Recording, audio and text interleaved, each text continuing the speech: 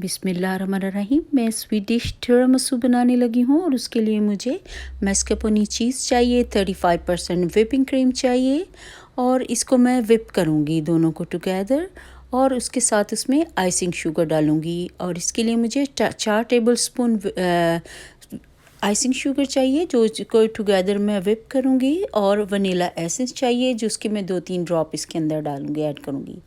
और ये काफ़ी हॉट वाटर लेके उसके अंदर गर्म पानी के अंदर अब 2 टेबलस्पून कॉफ़ी के ऐड कर लें और उसके बाद हम इसको इसके अंदर लेडी फिंगर को इस बिस्किट को डिप करेंगे, लेडी फिंगर बिस्किट को, और एक-एक को इस तरह करके ट्रे के अंदर लेयर लगाएंगे इनकी।